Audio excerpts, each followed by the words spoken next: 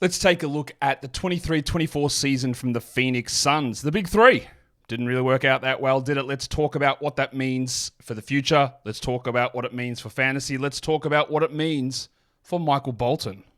Thanks, Josh. It's Michael Bolton here, and it's time for another episode of the Locked On Fantasy Basketball Podcast. Let's get to it. Let's get to it, indeed. You are Locked On Fantasy Basketball, your daily fantasy basketball podcast, part of the Locked On Podcast Network.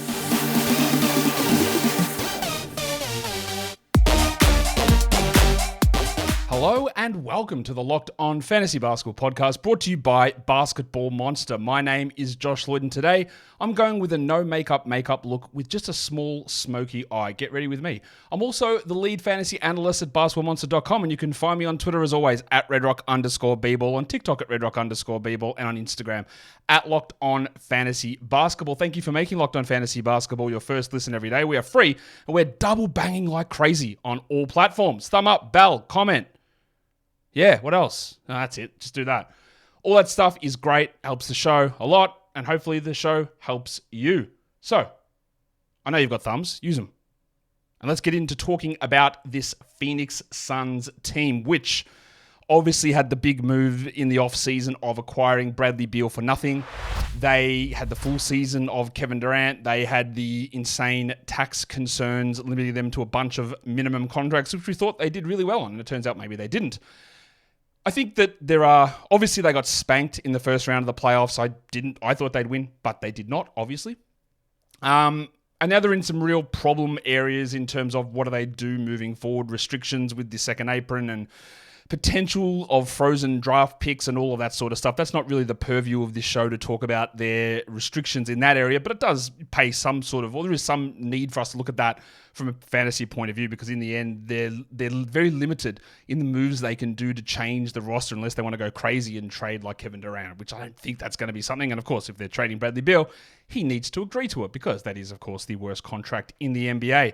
I think there is some, I don't even know, revisionist history is not the right term, but maybe a misrepresenting or misremembering of the way some of these players actually performed during the year. So let's talk about the team as a whole, and then we get into talking about these players.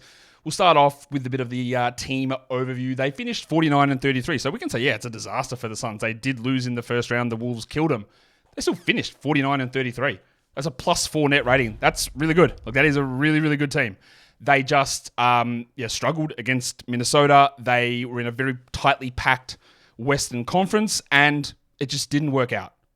Was it the right move for them to go get Bradley Beal? Well, they didn't really have many other options, so they didn't pay anything to go do it. It does really hamstring them. The hamstringing came from the Kevin Durant deal. That's what really limited them. But in terms of getting Beal for this team, I don't know what they could have done that was better. Obviously, the fit wasn't perfect. We knew that coming in. These guys that don't really defend and sort of occupy similar spaces on the floor. And we always have a rule. I have a rule that I've sort of developed. I don't know if you might take it on, you might not. I don't know. But when we have a big three usage group, the number one and number two guys, not much of a hit. Small hits, not much. The number three guy, gigantic hit. And I think we saw that play out pretty significantly with Bradley Beal. We saw it play out pretty significantly with Chris Middleton in Milwaukee. And I don't know if you count Drew Holiday as that guy. You probably don't, because there's Jalen and Jason and Kristaps. But Drew Holiday's usage cut down to nothing. The top guys stay sort of similar. Again, the Celtics are a little bit of a different story, because Porzingis is not like a 32% usage player that had to drop back down. But that is a pretty common rule that we have, although I think we should adopt as a generality. And I think it worked out all right in terms of evaluating players and where they're going to be. 9th best offense, 12th best defense. Again, that's not bad. That's actually pretty good. And him having the 12th best defense is a little bit of Frank Vogel smoke and mirrors stuff. Of course, they don't have Frank Vogel anymore. Mike Budenholzer is their coach. And one of the things he's always been able to do, is turn a team with their strengths and weaknesses into an elite regular season squad.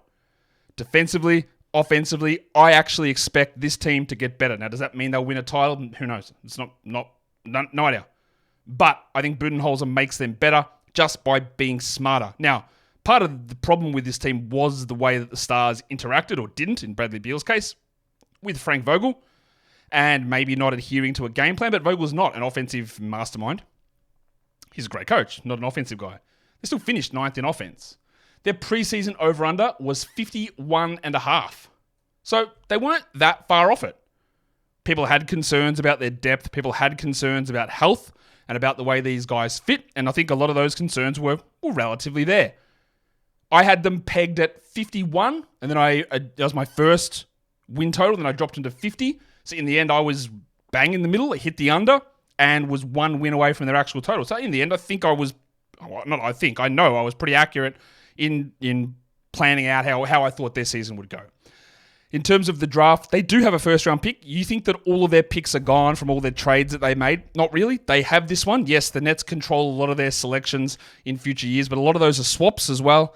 But they have this pick 22. Doesn't mean they're going to keep it. And we know that the Suns, as long as James Jones has been there, they don't care about the draft. They don't scout the draft, or they do a little bit. Not well. They don't care about it. They don't care about draft picks. They don't care about development. They don't care about G League. They don't care about anything. They don't care about any of those things. So yeah, they've got pick 22, and there is going to be someone available at that spot who I think could step in and help them immediately. Honestly, I think that'll be the case. It's a center. Kal-El Ware, Darren Holmes, Eve Missy. I think one of those guys could help them immediately. No guarantee they keep this pick, though, given their hatred of that of draft process. But they don't have many options. And it's not like the 22nd pick has this gigantic salary that you can then use to trade other guys in who they claim are better. It just doesn't exist that way. So they're in an interesting spot. Their most common starters was the starters that you think it was, and they started almost 40 games. I think it was Devin Booker, Bradley Beal, Grayson Allen, Kevin Durant, and Yusuf Nurkic. That was the most common starting group. It wasn't their best lineup. Their best lineup was similar, except it was small. It had Kevin Durant at center, no Yusuf Nurkic, and Eric Gordon in that group, which they closed games with. That was an astonishing plus 27.1, that lineup, going small. Now, that's not a lineup that you can run out there all the time. You can't run that and have Durant as your full-time center. It doesn't work that way. But they went to that mode because their backup center situation was disastrous for a lot of the year. And Nurkic is a very, we'll talk about him more later, but he's a weird player at times. But this was a lineup that worked. In terms of free agents, Saban Lee and Ish Wainwright are both restricted guys. Lee's been around in Phoenix and he's been in Detroit. He's a good defensive player with no offense. And Wainwright's somehow still restricted. He's 30 years old.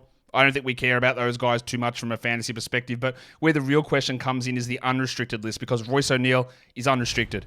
Now, he's one of those guys on this team who's not a minimum contract. They have the bird rights. They need to bring him back. They have to bring him back. The other ones are Bol, Isaiah Thomas, and Thad Young. Yes, 50-year-old players were on their bench. They didn't play, and Udoka Azubuike was also there. These are just the guys that they took flyers on at the back end of the roster that didn't really work out. They need to bring Royce O'Neal back. As much as I think Royce gets overrated at times, he needs to come back. And actually, I think they do need to bring Bol back. Now, I think by now, the Bol, we'll talk more Bol later, but the Bol hype, as a general rule, people have settled down and they understand who he is. There's still insane people who are like, the reason that the Suns didn't go anywhere is because they didn't start Bol and play 30 minutes. That, 51-50 section of the fan base is still there. But I think most people understand what Bol is at this point. Not this new Kevin Durant, first Victor Wembanyama, the key piece, the next starter, as was being banded in the preseason. That doesn't exist anymore. Thank God for that. There are guys with player options which also are going to shape this team. These are all the guys that they signed on those minimums. Eric Gordon, Josh Okogie, Damian Lee, who didn't play a single game, and Drew Eubanks. Now, I don't know if they're going to have markets bigger than minimum. Lee probably won't, considering he didn't play at all. Eubanks, you thought might have, but didn't play well, so he might be back. Gordon's probably the more interesting one here. He is 35. If he doesn't return again, or you replace him with a minimum contract, and I guess the ring-chasing allure of this Suns team doesn't really exist the way that it did last offseason, so it might be harder to get even someone of the caliber of Eric Gordon to come in on that minimum deal. So re-signing Royce O'Neal, big priority, but the decisions of Gordon, and to a lesser extent Okogie, and even Lee, are going to be ones that do shape how we view this team and how we view their rotation.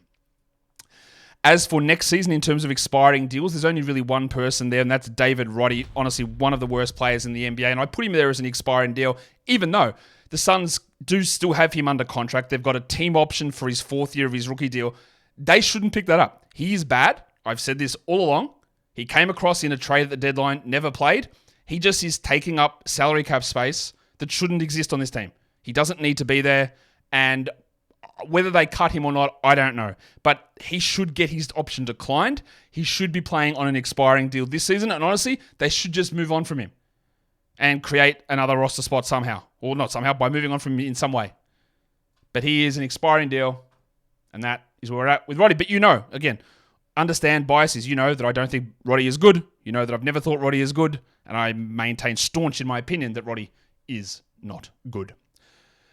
Today's episode is brought to you by BetterHelp. We carry around different stresses, big or small. It's fine. So many different ways that things can throw us off balance, off kilter, mentally, emotionally. And sometimes we just need a place to be able to get that stuff out, a safe space like therapy, to get those things off your chest and figure out how to work through whatever it is that is weighing you down. And that's where BetterHelp can come in. So if you've been thinking about starting therapy, you can give BetterHelp a try. It's entirely online. It's designed to be convenient and suited exactly to your schedule. You fill out an online questionnaire and BetterHelp matches you up with a therapist who fits what you need. And if that fit isn't there and you go in and have your session with a therapist, you go, I can't tell this person anything. They're not for me. That's fine. Therapists know this. They understand that. They don't get hurt by it. You just pick a new one and get the rapport going in a different session. Get it off your chest with BetterHelp. Visit betterhelp.com/LockedOnNBA today to get 10% off your first month. That is betterhelp, HELP.com/LockedOnNBA.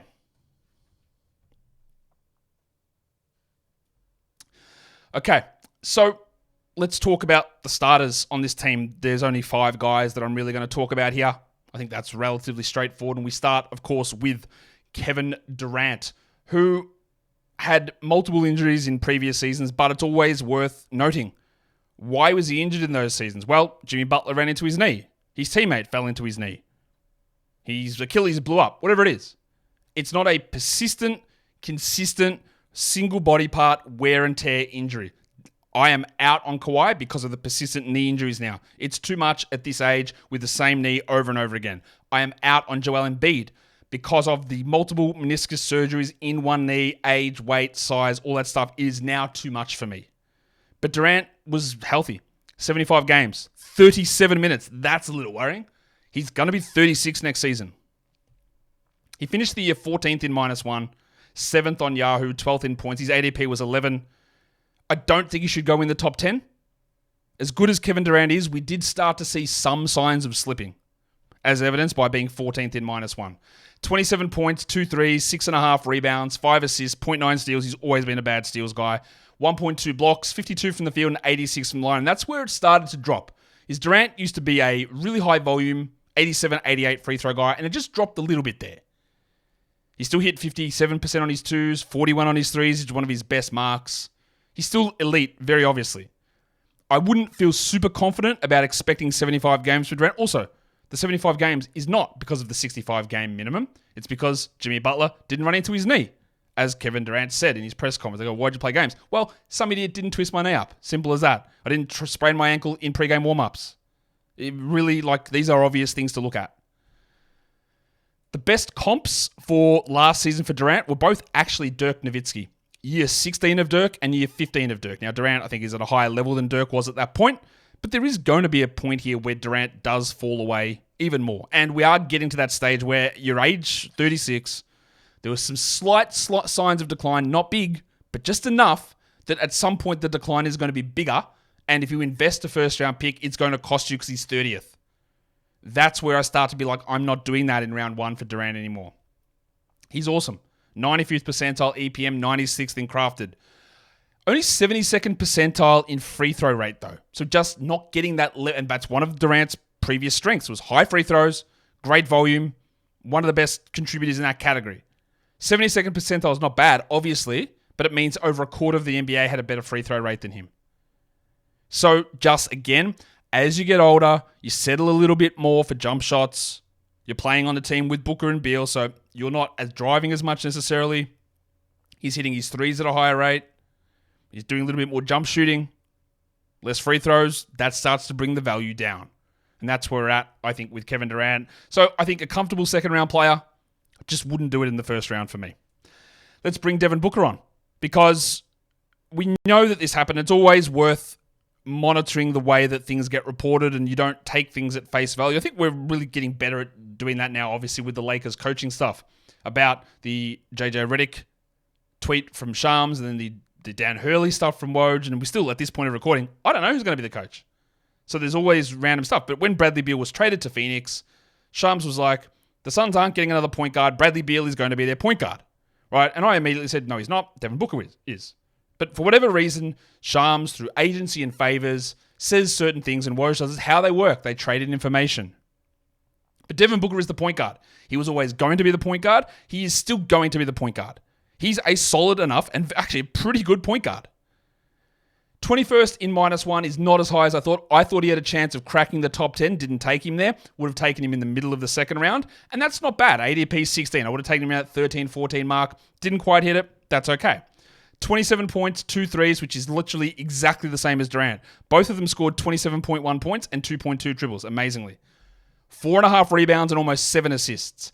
His way to push into the top 14 is to get to 7.5 assists. Not sure he does it, or the 0.9 steals goes to 1.3. And we know that steals are very, very, very fluctuable. That's not a real word. They fluctuate a lot. So he could easily have 1.3 next season. He's the 12th best guy. We go, oh, Devin Booker, first-round player. When in the end, it's 1 steal every 2 games that changes things. He shot 55% on 2s. Pretty good. 36 on 3s. That's interesting. We look at Booker in the past. Always his comp used to be Klay Thompson, which was insane. And the reason was because, look at him. He's light-skinned. He's the same size. And he shoots 3s. He never shot them anywhere near that level of efficiency, ever. He's been a good 3-point shooter, but that has never been his game to be an elite 3-point shooter. So as you go, we'll go through all these Suns guys. So many of them shot elite numbers. Durant, 41%. Beal, over 40. Grayson Allen, like 1,000,000%. Booker, 36. Now that's good for him, but he's not that level. What he is a great mid-range creator, shot creator, strong passer. His best player comps, Damian Lillard, year 7. Jalen Brunson, year 5, which was last season, his first in New York. These are really good players. Obviously, they are both point guards. And Devin Booker, we have to change our thinking. He is a point guard now. You might say they need a point guard. They need someone to set the table. I don't necessarily think that is the case. I think that Devin Booker can fill that role fine. They probably need a backup point guard. Yes, I agree with that. But I don't think they actually need a starting point guard. I think Devin Booker does it fine. 97th percentile, EPM, 96th in crafted. See, both him and Durant, elite contributions, elite players, elite seasons. His box creation, 97th percentile. Just doing everything. And he did it well. And he did it efficiently. He's only 27. He played 36 minutes a night. He had some early injuries in the year. Came back strong. I expect that, he's had a lot of soft tissue problems, which is a slight concern. But I look at these numbers and 27, 4.5, and 7, and I look at them and go, I don't think it drops. So that's where I feel relatively confident at this age and this team that he is going to be fine at this spot, if not better. 1.3 steals, 7.3 assists. If everything else stays the same, you're talking top 13, top 12, you're done. I think that's relatively straightforward to look at and not really have any concerns about where we sit with Devin Booker moving forward. The question now is going to be, what the hell do we do with old mate Bealo, who we expected a big, big drop in usage, and it happened. And I think there's just a lot of criticism of Bradley Beal. I do understand it, but when you look at his season overall, it's not that bad. And let me explain. He's 31. All right, so he's getting on the older side. He only played 53 games. That's the problem, is that he came across with a back injury that we didn't know about, that allegedly was been there since the season before, and just couldn't play early in the season for weeks at a time. Came back, pinged a hammy again, hurt his ankle when he came back again, and then towards the end of the season, actually was really healthy. It was just the start of the year where he missed every game. And I think that skews our mind, is that he was so bad early on, trying to fit into a new team, dealing with back, hamstring, ankle injuries, that we think he was terrible. But he wasn't. He played 33 minutes a night. And honestly, if he had have been healthy, he would have played 36. He finished 70th in -1 rankings.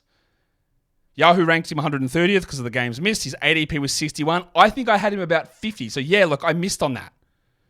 But I expected him to play 36 minutes a night. So that's probably, that's one of the differences. Now, obviously, the scoring way down. I expected he could get to be a 20-point per game guy, but he didn't. 18 points with 2 threes, 4.5 rebounds, 5 assists, 1 steal, half a block. But look at the shooting. 81 from the line. Actually, we'll talk about that. 51 from the field, including 55 on 2s and 43 on 3s. That's elite stuff. He's never been that elite 3-point shooter. And he is a guy actually that sort of proves the rule or disproves the rule that often guys who move to these situations with better teammates, we expect their shooting to improve, and it usually doesn't. But for him, it did. He took a lot easier shots, and he just was elite at it. I don't think we expect Beal to stay at 43%, but hey, that's really strong. But what was worrying is why was he hitting only 81 from the line? He'd been a really, really strong free throw guy in the past and then turned back to being just above average. It's really easy, I think, to look at Beal's numbers here. And yes, there is an age-related decline portion of it. There's a lot of injury concerns for sure. But if he shoots 84, 85 from the line, the 1 steal, like I think there was a year where he had 1.6, but I don't look at him that way, right? But that can easily go to 1.2.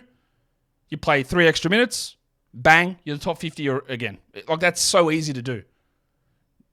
Chris Middleton, 19, 5 and 5, 1.2 steals, 2.3 threes, good elite percentages, we're good. Not going to bank on it, but I think we need to look at Beal in the idea that the start of the season was a disaster. Couldn't play minutes, couldn't play at all, shot wasn't there, free throws weirdly low, massive chance at big bounce backs next season. The best comps for this season for Beal were actually both Gordon Hayward. Year 12, which was in Charlotte, and I think year 10 was maybe the last in Boston or the first in Charlotte. So both Gordon Hayward. As a wing player who passes, scores, that makes sense. That shape makes a lot of sense. 81st percentile in EPM, 68th in CPM. What is, I think, the problem here with Beal, and something that can be changed, maybe, is that he was 32nd in three-point attempt rate. He hit 43% of his threes, but didn't even make 2 a game. When you are playing off of Durant and Booker, and you are shooting that elite, you've got to hit more threes. You've got to take more threes. So Durant, elite shooting. Beal, elite shooting. They don't take enough. And hopefully Mike Budenholzer gets them, and that's part of the Budenholzer system. Like, take threes. Take threes. So if Beal gets that up and hits 2.7 threes a game, then we're talking 19.5 points, gets the free throws up a couple of percentage points, bang, we're there, top 50, done. Wouldn't draft him there, not touching him. But there's a real massive shot that Beal ends up 80th, 90th in ADPs, in pre-draft rankings, and it's not hard. It's not hard to see him get better than this. The back is a real concern, and that is why I wouldn't take him in the 50s or 60s, because I do worry about that persistent back problem. But the numbers and the overall production from Beal this season, I think the negativity around it is maybe a little bit overstated. Today's episode is brought to you by FanDuel Sportsbook. Summertime means that baseball. We're baseball. Look, baseball's on. You can bet on it. Baseball's on. You can go watch it. I'm going to do that as well. Coming up soon. The NBA Finals. We're in the middle of those at the moment. The NHL Finals. Who is it? Edmonton? Florida? I think that's what it is. But anyway, you can go bet on that. All on FanDuel. And new customers get $200. That's a big jump up. $200 in bonus bets with any winning $5 bet. That's $200 that you can use to bet on everything. Finals MVP. What's the name of the NHL Finals MVP? Conn Smythe? Is it Conn Smythe? I think it's the Conn Smythe. You can bet on that. You can bet on baseball, games, totals, sides, player props, all of it with your $200 of bonus bets. So go to FanDuel.com/lockedon and add a big win to your summer bucket list. In fact, maybe go check out Drew Holiday's Finals MVP odds after 2 games. He's flying. We'll see whether that holds. FanDuel is America's #1 sportsbook, and don't forget to gamble responsibly. So that is the Suns' big 3. Let's talk about their big surprise, and that is Grayson Allen. I know we hate him. I know people hate him for his antics in college, for some of his antics in the NBA, for the fact that he looks like Ted Cruz. People hate him. But there is absolutely no denying that Grayson Allen was awesome this season. Grayson Allen was an elite. Elite's a bit far, but he was a great category league player. Points leagues, not as good, very clearly. He signed the contract extension in the offseason, or during the season actually. He's 28, 34 minutes a night, 75 games. Don't expect any of that to change. He was 99th in -1. That's where it's really important that Yahoo would tell you he was 43rd. That is a mid-4th round player, which of course is insane. If anyone thinks that they're drafting Grayson Allen in round 4 or 5 or 6 or 7 or honestly even 8, well, you're losing. Be very, very cautious when numbers like that are bandied about. He didn't have an ADP in the preseason. No one drafted him. Rightfully so. We've seen Grayson Allen play. He's been okay as a streamer, a Kevin Herter light, a guy that needs some threes to add him in, but he was way better than that. Yahoo has 2 different ADP numbers. They've got the preseason number and then the overall number.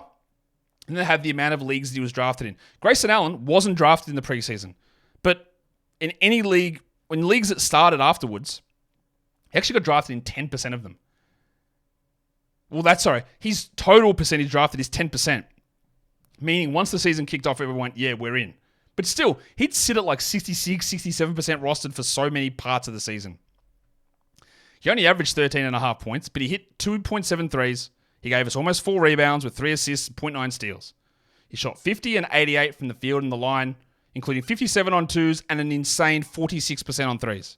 Now that is where we look at that and go, I know he's an elite 3-point shooter. Do not believe it. Do not bank on it. It is not holding, almost definitely. The only player that I've seen that holds that level is Luke Kennard, and even that he dropped back to 42 this year. So I think an expectation of 42 or 43 for Allen is fine. 2.73 becomes 2.5. And then, what else is good here? Is he a steals guy? Not really. How did he become this 99th ranked -1 player? Or, in insane people's parlances, a top 50, top 45 player? Well, he didn't turn it over. Cool. That doesn't matter that much when you only get 3 assists. No steals, no blocks, below average rebounds, good threes, below average points. Solid percentages on low volume. Be very cautious. Is he draftable? Sure. He will be draftable, but you have to understand what he actually brings. He is 28, so he can keep going at this level, I think. But again, that 3-point shooting is going to fall. Dennis Scott, year 6, and Kyle Korver, year 8, are the comps. That makes a lot of sense there. He was 72nd in EPM percentile and 78th on crafted, and he was 97th percentile true shooting. So that's really good. He is a good shooter, but 97th percentile is a very high number. Doesn't take much for him to be an excellent shooter and drop down to 92nd percentile. And then lose 15 to 20 spots of value because his value is tied up in being a 3-point guy who hits his shots. That's where his value is tied up. And if that falls, well, there's not much that's buoying it up.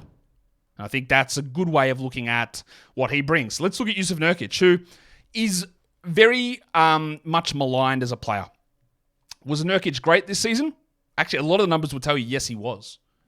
For fantasy, he finished 67th in -1. He was drafted at 104. It's actually a huge W. He played 76 games and only 27 minutes a night. Didn't even play 30 a night. There were people at the beginning of the year that were like, man, I can't draft Nurkic because, he's just going to end up losing minutes to Drew Eubanks. So this is where I mean there is an irrational hatred of what Nurkic is as a player. Now, he is on the downside of his career. He's 30 years of age now, and he's one of the worst finishing big men in the NBA, and it's a problem, and the Suns do need to look to upgrade at that position at some point. But I think 27 minutes from Nurkic this season, again at age 30, is 100% reasonable. He averaged 11 points with 11 rebounds. He had 4 assists. That's more than Grayson Allen had. 1 extra assist. 4. It's a big number. It's close to Beal. It's not that far off. 1.1 steals and 1.1 blocks. Now, he's not the greatest shot blocker. He's a bad finisher. 55% on 2s as a center is bad. 51% from the field overall is bad. 64 from the line is bad. Big turnover guy as well. But those rebounds, the steals, the assists, the blocks, it's a very interesting combination. The best comp for him is the big avocado, year 10 Andre Drummond. I think that was the Drummond Cavs season. And year 9, Joakim Noah. Again, a very low-scoring, passing, rebounding big man. But the advanced stats love Nurk. 92nd percentile EPM, 95th percentile in crafted. This team was 12th in defense. And largely, it's because of this man. Yes, it's Frank Vogel and the schemes, but largely it's Nurkic holding it all together. Because Booker and Beal and even Durant, Durant slipped as a defender. Allen's not a defender. Nurkic was doing a mountain of work. The problem, again, here, in terms of why you want to look for an upgrade is finishing at the rim 27th percentile. That's bro, you're a center. can you lay up, dunk? If that field goal percentage became 60%, then you are talking about a top 40 player. But this has been a pattern for Nurkic over the last couple of years. He just can't finish, giggity. So he's going to probably be draftable around that 100 mark again. There's a chance that he exceeds what he did. But I would think that if we're looking long-term and really watch what they do in the offseason, the Suns, that at some point they will need to look for an upgrade on Nurkic. If it was any other team that was a normal team, they'd invest in draft picks to get someone to push through there. But it's the Suns, so, they're not normal. That's the starters. Let's look at some bench guys. And honestly, what the hell are we going to talk about here? Because these guys, there's just not a lot here. There is a little bit with Royce O'Neal, who can be extraordinarily overrated in fantasy. Extraordinarily. He finished 163rd in -1. He's 31 already, Royce. He played 25 minutes a night. He finished 114th on Yahoo. He averaged almost 8 points with 2 threes, 5 rebounds and 3 assists on 0.7 steals and 0.6 blocks, and shot under 40%. And under 69 from the line. Now, he used to be like an 80% guy in Utah from the line. His 2-pointers went from 60% in Utah to 40%. That's an exaggeration, but it's not really in Brooklyn and Phoenix. He's under 50% on 2s now. He hit his 3s at a good rate, and he takes a lot of 3s. Compare that to Bradley Beal, 97th percentile on 3-point attempt rate, Royce O'Neal. A lot of 3s, and that's a lot of where that fantasy value comes from. It's 2 3s, it's 5 rebounds, and it's 3 assists. He goes on these crazy sort of shooting hot streaks, and he'll play 38 minutes in a game. And I've got to add Royce O'Neal. He's got 10 points and 2.5 threes and 1 turnover, and people love that part of his game. And he is a much improved passer. But then it almost inevitably happens that someone comes back, he goes back and plays 23 minutes, and he ends up being useless.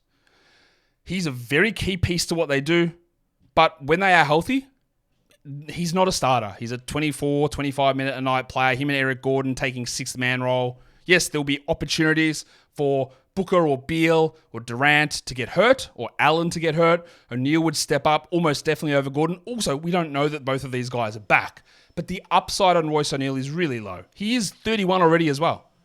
He played 79 games this season. His best comps were Gattuso legend Jay Crowder in year 9 and old mate Greg Ballard in year 8. 60th percentile EPM, 67th on crafted, and as I said, 97th percentile 3-point attempt rate. As Obi, not a big fan of Royce O'Neal, Obi isn't, but there's just that value in him if he's on this team as this fill-in guy who occasionally pops off, but there's just no real, I don't think, reliability in what Royce is able to bring. That brings us to Eric Gordon, who somehow was drafted at 11% of leagues at ADP 140. Oh, okay, cool. He finished 171st. He's 35 now, going to be 36 at some point next season. Played 28 minutes a night, which I'm not sure we expect even that many minutes if this team does return with O'Neal and Gordon back.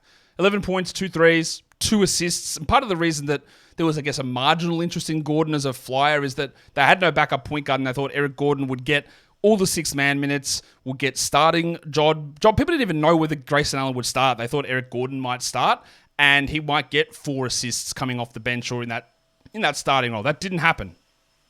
He still shot well, 38 from 3, 56 on 2s, 80% from the line, 44 overall because most of his shots were 3s. Part of the reason, again, why field goal percentage is a horrible marker and shouldn't be used in fantasy, but what am I going to do? I can't change that. His best comps were year 14 Pat Mills and year 13 Razul Butler. His advanced stats weren't as strong as any of the other guys, 56th on EPM and 28th percentile CPM. And part of the reason that there was marginal interest in Gordon and being useful for the Suns was we thought the passing could be good. But 42nd percentile passer rating is disappointing. Not saying that he's always going to be that bad of a passer, but maybe at this age that some of those skills have left him. I think that's fair. So let's go to Drew Eubanks again, who we know that silly season the year before in Portland, replacing Nurkic, who had fake injuries. Eubanks would step in and be like someone that would be awesome for fantasy playoffs. And we thought, if Nurkic gets hurt, Eubanks is in a similar position here. They're not going to be in a silly season scenario, the Suns, but hey, we just need to keep an eye on Drew. But he sucked. Like, he was so bad this season especially offensively, which he did have some value in Portland, but I think that brings context into it. As in Portland, he was doing those things when Lillard was out or Simons was out and they were shutting everything down. And this team, he would come in and everyone was there. So defensively, he was still okay, but offensively, he struggled. 291st in -1. He averaged 5 and 4 only in his 16 minutes. He's only 27 Eubanks, and like I said, player option on a minimum for this season. I think he probably picks it up. But 0.8 blocks in 16 minutes. We do the double game. That's 32 minutes, 1.6. Still pretty good. 60 from the field. That's what we want Nurk to do. 77 from the line. These are really efficient numbers. 60% on his twos overall. Great. But just invisible usage. Cherokee Parks was the best comp for him in year 3. And then Damian Jones, year 5. Cool. 28th percentile EPM, 29th on crafted. But again, despite what seems like that he struggled, and there were times where he was just taken out of the rotation entirely, he was 84th percentile in rim defense. He contested a lot of shots, but was also really good at reducing the opponent's impact at the rim. But a lot of other deficiencies in his game meant that he just wasn't out there that much as Obi goes crazy for some reason.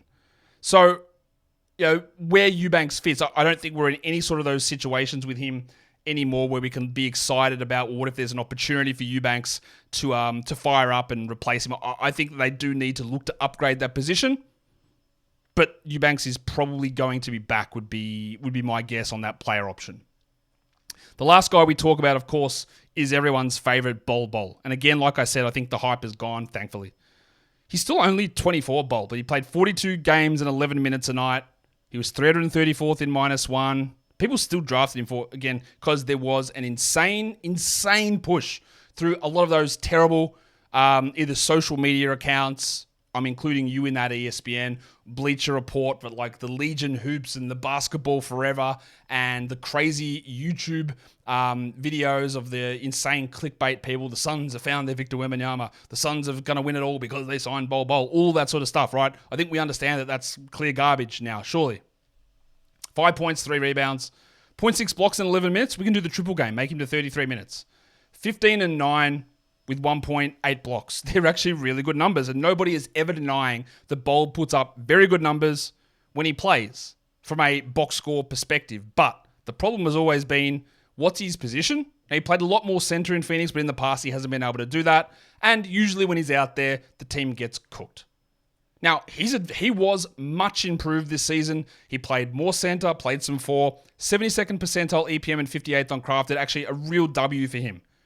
But that's what he is. He's this backup 10th man who plays 12 to 16 minutes a night, comes in, does a little bit of stuff, but you've got to be really cautious where you deploy him. Now, could Budenholzer unlock something extra in him? Maybe. I'm definitely not going to bank on it, though. His best comps, year 4 of Mo Bamba, who's also bad, but year 7 of Miles Turner, who's good. So it's interesting. I liked what I saw from Bol in terms of improving his game, fitting into the role. He hit 42% on his threes and 71 on his twos, elite efficiency numbers. But there is still massive limitations in what Bol is able to do. And I think that we've all come to that realization now. What is also really interesting, 0.6 blocks a game in 11 minutes, yet 38th percentile in rim frequency, so contesting shots. So he just wasn't doing that, being asked to do that, yet still blocked a ton of shots. We know that ability is there. Concentration, positioning, shot selection, all that stuff have been the things that have undone him for the 5 years or whatever that he's been in the league. And I'm not sure it changes, but we watch it because we always want to watch the guy with the elite skill set, the elite per minute skill set, but it's going to take a lot to him to get those big minutes on a consistent basis, and I just don't think there's really any shot of that happening, honestly. I don't see how that occurs. That is the end of the Phoenix Suns season in review. So, what do you think about this team? Like, have they been unfairly treated for their year? Was it as bad as you thought it was? Were the big 3, more importantly, Bradley Beal and Nurkic, were they as bad as you thought they were? That's the big 4, isn't it? What do you think about where O'Neal is and Gordon and Bol? What do they do in the draft? Any thoughts? Leave them in the comments. And of course, we're always double banging, and we're listening on audio, we're watching on video, we're doing all that stuff. Guys, we're done here. Thank you so much for listening, everyone. See ya.